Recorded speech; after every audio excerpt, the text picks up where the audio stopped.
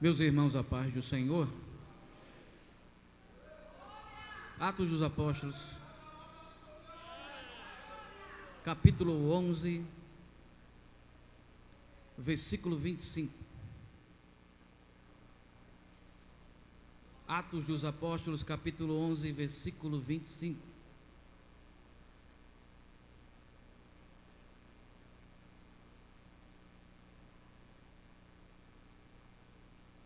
Desde já eu agradeço a Deus por essa única oportunidade. Agradeço ao Senhor, ao nosso pastor, por nos confiar a trazer a palavra do bom mestre à sua amada igreja. Quem está desejoso de ouvir a voz de Deus, diga amém. E ele já falou nesse lugar. Você já tomou a sua porção. E eu creio que os milagres virão sobre a sua vida. Atos dos Apóstolos, capítulo 11, versículo 25, está escrito: E partiu Barnabé para Tarso, a buscar Saulo, e o achando, o conduziu para Antioquia. Meus irmãos, o texto que nós lemos é um texto bem conhecido da igreja, um texto maravilhoso de um dos grandes missionários que pregou a palavra do bom mestre, um dos homens que conduziu a igreja de Cristo até os fundamentos, até a obra chegar até nós. Paulo foi, por mim, até falando por mim, o segundo maior missionário que já existiu, porque o primeiro foi o próprio Cristo.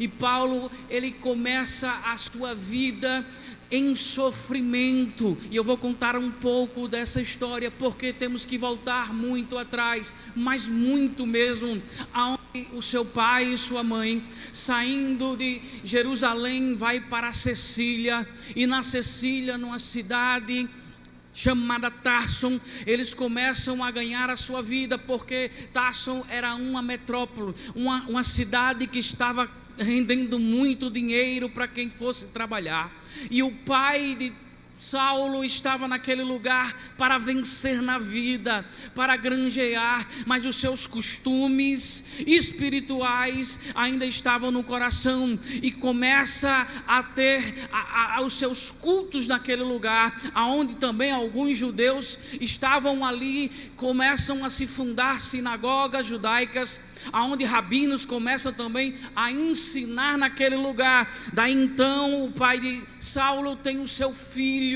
e quando tem o seu filho, ele dá o nome do primeiro rei de Israel, que é Saul, ou Saulo, e apresenta o menino no templo. E daí então começa um grande guardador da lei. Até aos 3 anos de idade, apresentado no templo, o menino passa a estudar com os rabinos, e com os rabinos ele começa a aprender os princípios da lei, 613 leis dadas por Deus a Moisés lá no monte, e ele começa a crescer de uma forma tremenda no conhecimento, o conhecimento da palavra do Senhor, o conhecimento do Deus vivo. Até então, aos 13 anos de idade, ele se apresentado na escola de rabinos como um formando, e a cerimônia era tremenda.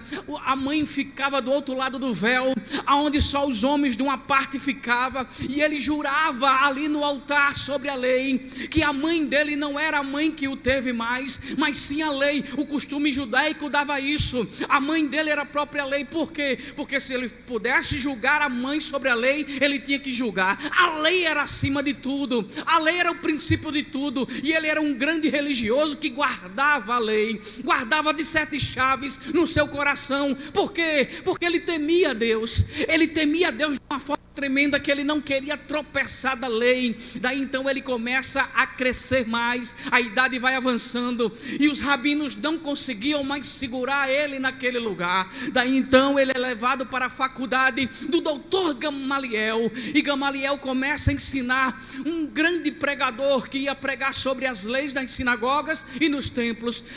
até chegar então um momento crucial da história, a história que mudou a vida de todos, a história que mudou o conhecimento de toda a área teológica da época, a história que mudou o conhecimento de todos os rabinos, de todos os fariseus. Um homem que o profeta Isaías disse que ele vinha saltando sobre os montes. Um homem que o profeta Isaías falou que não tinha parecer nem formosura. Mas deixa eu dizer uma coisa: quando ele chegava não precisava de muita coisa não. Quando ele chegava não precisava de enfeitar muito, não precisava de mostrar muito não. Era só ele levantar a mão e dizer: segue-me. Era só ele colocar a mão no enfermo e ele ser curado. Era só ele dizer: vinde a mim, vós cansados, oprimidos, vocês que estão perdidos nesse mundo, eu vou dar vida, eu vou dar paz, eu vou dar graça. E ele ainda está ativo, ele ainda está vivo, ele ainda está no mundo andando, ele ainda está no mundo falando, ele ainda está no mundo dizendo: eu quero você, eu te amo, você é especial, você tem valor. E ele está nessa noite aqui com a mão aberta, os braços estendidos, dizendo: eu te amo e eu quero mudar a tua vida.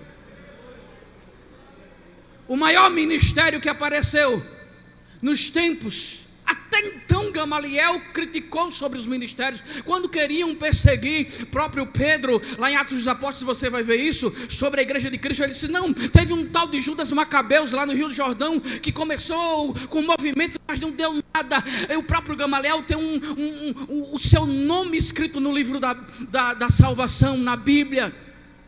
E Jesus começa a manifestar o seu ministério. Daí então ele vai para o Calvário, ele é surrado, ele é esticado vivo no madeiro, morre, ao terceiro dia ressuscita. E quando ressuscita, todos se dispensaram, até ele encontrar com o povo, 40 dias na terra, dá últimas instruções, subir para o céu.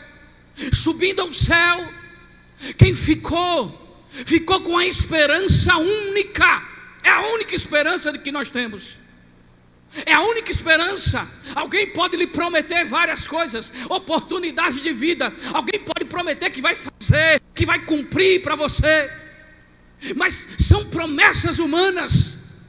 Mas a promessa dele é única na minha e na sua vida. Ele vai voltar e vai buscar a sua igreja. Essa promessa está de pé na minha e na sua vida. Quando a luta vier na sua casa, na sua porta, no seu coração, quando você bater o desespero na alma e querer entregar tudo e querer jogar tudo fora, olha, escuta que ele vai voltar, a trombeta vai tocar e nós vamos lá para o céu, como o coral das irmãs cantaram, um com o outro, só dizendo: santo, santo, santo, santo, santo, santo. Não vai ter dor, não vai ter lágrima, não vai ter choro, não vai ter sofrimento, não vai ter mais nada disso. Só vai ter a paz, só vai ter alegria. Aguarda mais um pouco, espera mais um pouco, porque a trombeta vai tocar. A igreja de Cristo começa a crescer. Os apóstolos começam a produzir crentes na terra. A igreja começa a crescer de uma forma tremenda, que a perseguição começa a atingir os nossos apóstolos.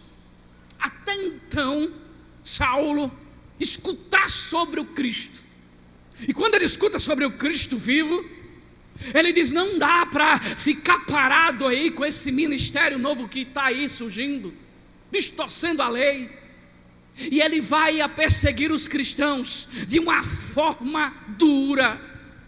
Arrastava os cristãos, carregava para prisões, até chegar a conceder a morte de Estevão, segurando as vestes de um diácono da igreja que virou evangelista, onde o próprio viu Estevão ali ajoelhado no chão, e homens julgando ele por pregar o evangelho, começaram a lançar pedras sobre ele, pedras que na sua cabeça o sangue rolava, até então ele olhar para o céu e ele falar as mesmas palavras de Cristo, dizendo: Pai, perdoa-os, eles não sabem o que fazem.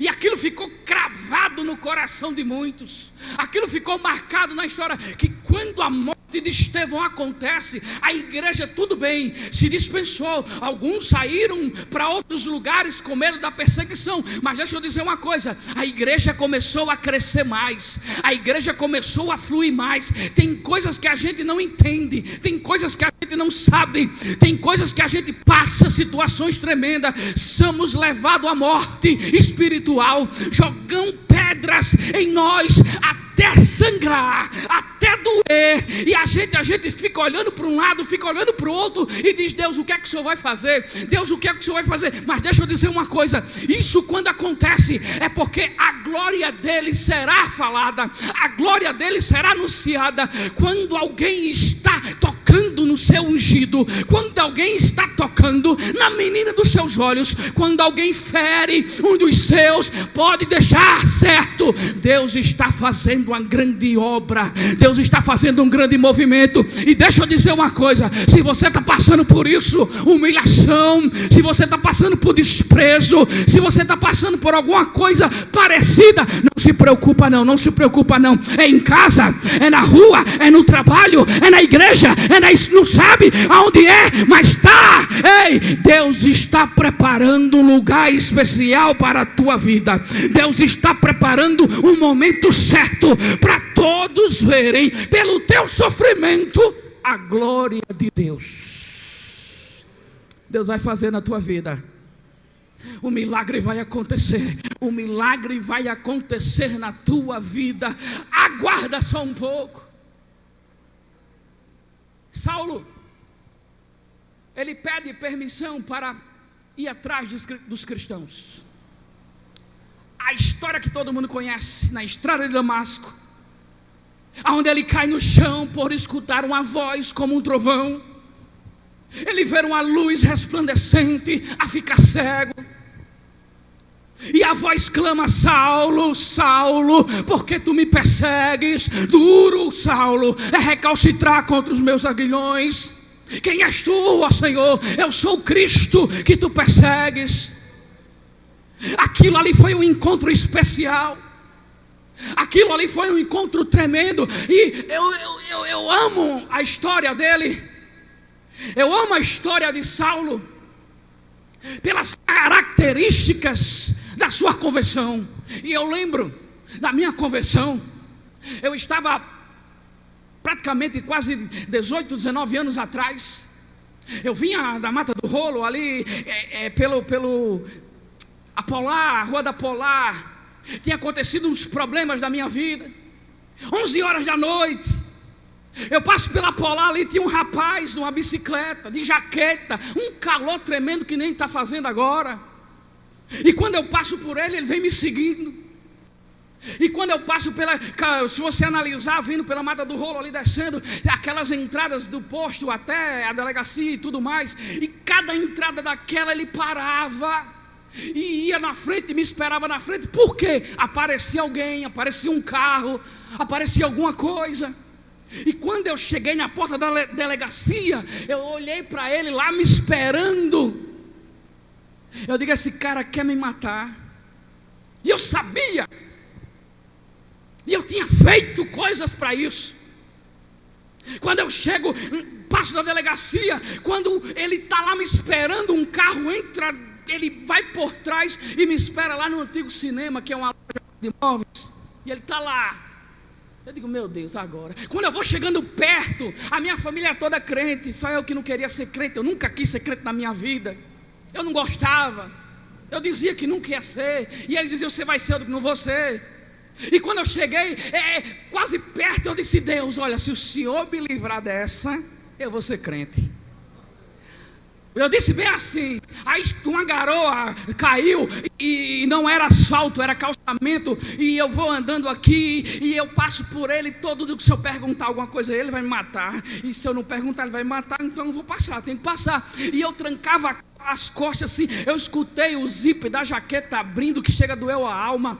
Eu escutei ele pegar a arma e destravar a arma, que eu estava saindo, eu estava tremendo, eu estava em transe, um negócio tremendo. E quando eu vou andando, ele vem atrás de mim com a bicicleta, o pneu batia na areia, sapicada da água, e batia nas minhas pernas atrás de mim. Eu digo, meu Deus, e agora o que é que vai acontecer de mim? De repente, um negócio tremendo aconteceu. Parou um Fiat Uno branco, um homem forte, careca, que nunca mais eu vi na minha vida, mas se eu ver eu conheço. Ele abriu a porta do carro, esticou, gritou meu nome: Igor, entra no carro. E eu entrei no carro. Ele disse, ele ia lhe matar, não foi? Eu digo, foi. Ele disse, agora eu vou levar em casa. E eu fico só olhando ele no retrovisor.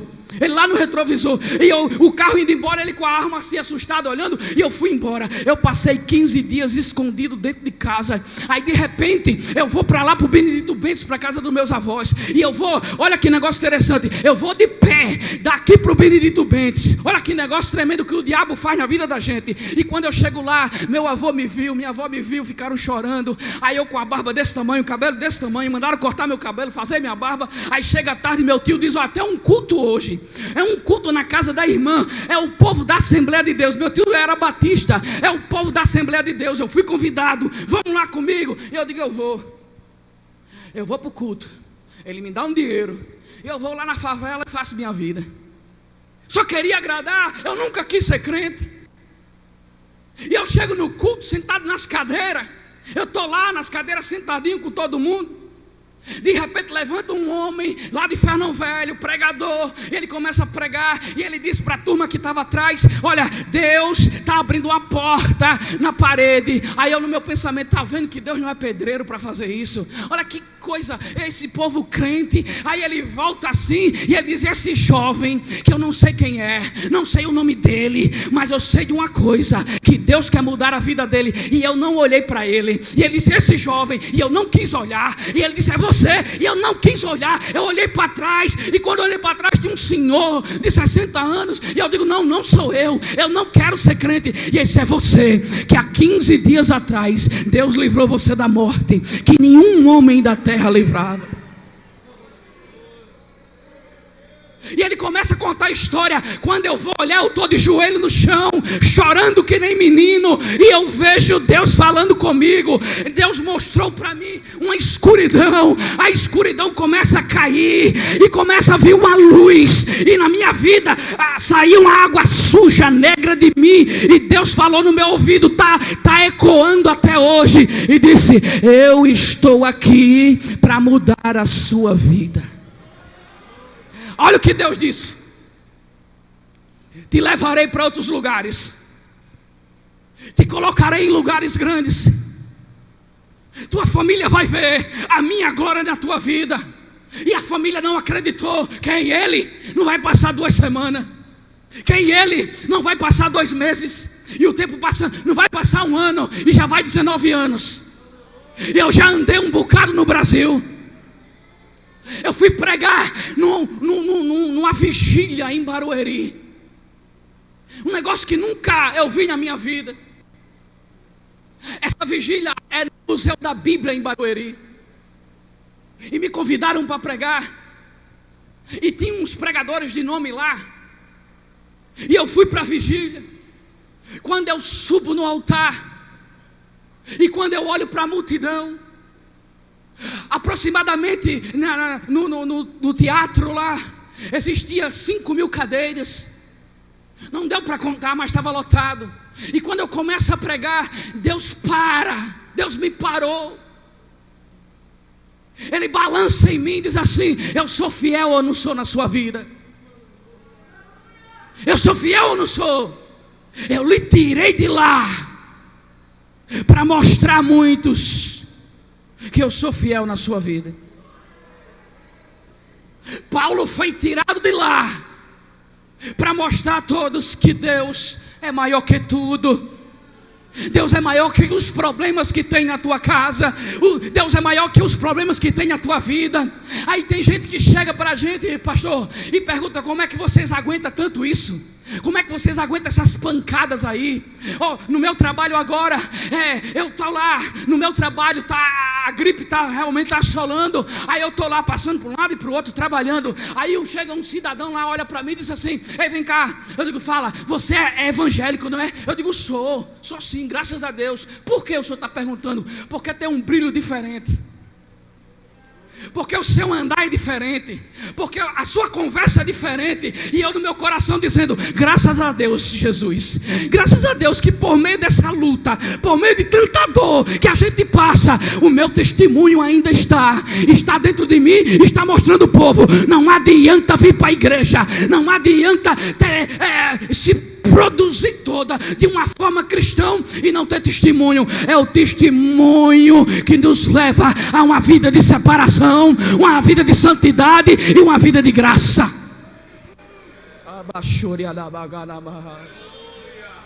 O apóstolo Paulo, ele vai para a rua chamada direita, cego, fica na casa do Simão curtidor. Deus atenta a Ananias: vai lá na rua chamada direita, vai lá porque tem um servo meu lá, é Paulo, o antigo Saulo. Esse era o perseguidor, Senhor, não dá. Vai lá porque ele é um vaso escolhido. Não adianta, quem Deus escolheu está escolhido.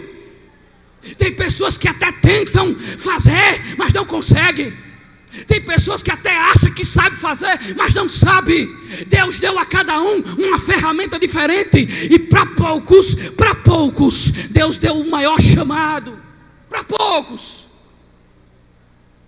Saulo sai dali, curado, e vai para a sinagoga pregar. Imagine ele chegando na sinagoga: ei, meus irmãos judeus, deixa eu dizer uma coisa para você. A lei é uma coisa interessante que Deus deu, mas deixa eu dizer, eu conheci um negócio maior que a lei. Aí a surpresa dos fariseus: não tem nada maior que a lei. Esse tem o Criador da lei, o próprio Jesus Cristo, aquele que muda a história, aquele que muda a vida, aquele que dá graça. Ele muda a nossa trajetória. E daí então ele foi açoitado, escorraçado fora e sendo perseguido por causa do evangelho. Poucas pessoas têm esse privilégio de ser perseguido por causa do evangelho. Olha que coisa. Você pode até dizer: eu não quero ser perseguido por causa do evangelho. Está faltando alguma coisa em você então, porque aonde a gente chega incomoda. Aonde a gente chega tem uma coisa diferente. Tem que ter. Se não tiver, tem alguma coisa errada. Na sua escola, na sua faculdade, no seu trabalho, na sua rua, tem que ter.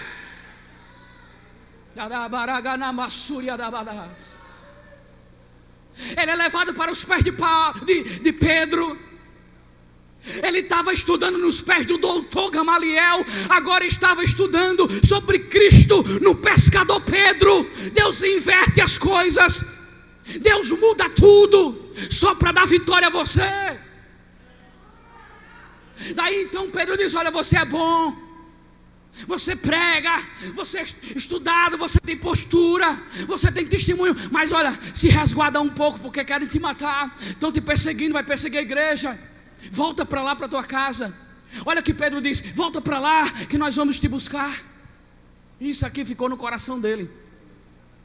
Eles vêm me buscar. A promessa era essa: eles vêm me buscar. E ele vai para onde? Ele vai para a Arábia, o deserto. E deixa eu dizer uma coisa: não era deserto de sequidão só não, porque o lugar era quente, mas era um dos maiores comércios que existia na época. E ele começa a fabricar tendas na Arábia. Daí então, depois de 3 anos, ele volta para a sua cidadezinha de Tarso, no navio, mas não com privilégios, mas sim como fugitivo. E ele chega em Tarso, a família não aceita mais, porque ele agora tinha outra religião, porque ele tinha o seu Senhor como Cristo. E ele fica além das colinas. Um grande historiador conta isso. Ele fica além das colinas de Tarso. E ele começa a ganhar sua vida costurando tendas. O povo chegava com a sua tenda lá e falava: Paulo, trouxe minha tenda. E ele nem olhava, sentado num banco costurando tenda, dizia: deixa a tenda aí, deixa o dinheiro e volte para pegar amanhã. O historiador conta que ele ficou muito ranzinza, por estar só, mas toda noite, quando ele via a lua, as estrelas, e pela manhã, quando ele via o sol, ardia no coração dele a palavra dizendo: eles vêm me buscar. Ele vem me buscar. Passam aproximadamente mais 11 anos. A igreja de Cristo dispersa. É fundada por alguns cristãos que correram de Jerusalém e foram para Antioquia. E daí então a igreja em Jerusalém escuta que Antioquia crescia com o evangelho. Enviam quem? Barnabé para Antioquia. E Barnabé na Antioquia, ele olha o movimento e se alegra. E ele começa a exortar o povo a continuar firme. Mas eu creio que Barnabé disse a Pedro voltando: olha, pastor, não dá para ficar eu sozinho lá. É muita gente. Preciso de uma pessoa que cuide do povo, que tenha mensagem, que pregue. Aí Pedro disse: ninguém tem. Não tem mais aqui ninguém. Todos estão enviados no campo. E agora? Não tem mais ninguém. Aí Barnabé disse: e aquele rapaz chamado Paulo? Mas onde está ele? Eu soube que ele voltou para Tarso. O Espírito Santo fez ele lembrar do pregador Paulo. O Espírito Santo tocou no coração dele por causa de Paulo. Deixa eu dizer uma coisa aqui para você agora. O Espírito Santo vai mover as águas sobre a sua vida. O Espírito Santo vai fazer lembrar de você. Ei, você é especial para Deus. Ei, você é especial. Não se preocupe. Você pode até ver muitos irem na frente. Você pode até ver muitos ser chamados. Mas Deus vai fazer você. É você. Você vai para o lugar que Deus prometeu.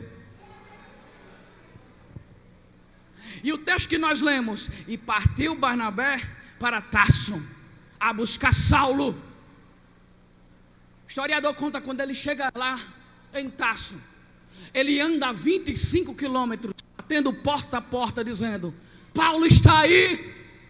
Imagine, ou de casa, ou de casa, Paulo está. E o povo dizia: não tem Paulo aqui. Não tem. Até chegar em uma casa, onde uma senhora sai e diz: meu filho, você está procurando o meu filho Saulo, que agora chama Paulo. Ele está além das colinas, porque ele serve um tal de Jesus Cristo, e ninguém mais aceita.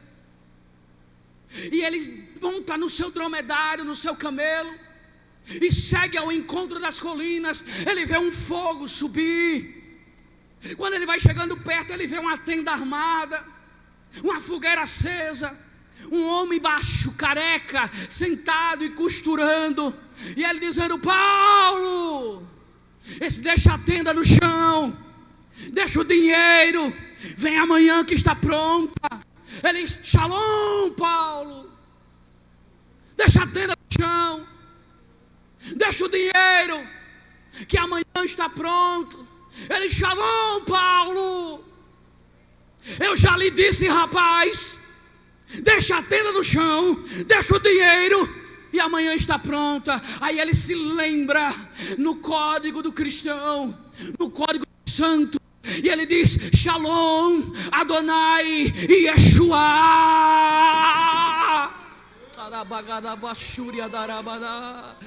A paz do Senhor Jesus Cristo. Paulo levanta da cadeira e ele disse: eu sabia, eles vêm me buscar. Em busca de quem prega, e Deus está buscando aqueles que pregam a palavra. O Espírito Santo está batendo todo dia, toda hora, dizendo: cadê você, Maria?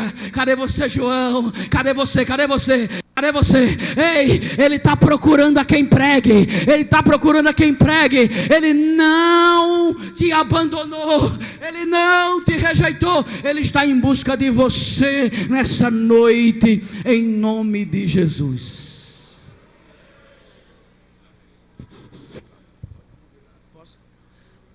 Eu queria que todos ficassem de pé, com a permissão do nosso pastor. Se tem alguém para Jesus Cristo hoje aqui, É a única tarefa da gente na terra é essa, pregar o evangelho. Tem alguém para Jesus nessa noite? Pode vir aqui para frente, pode vir. 2 pessoas aí.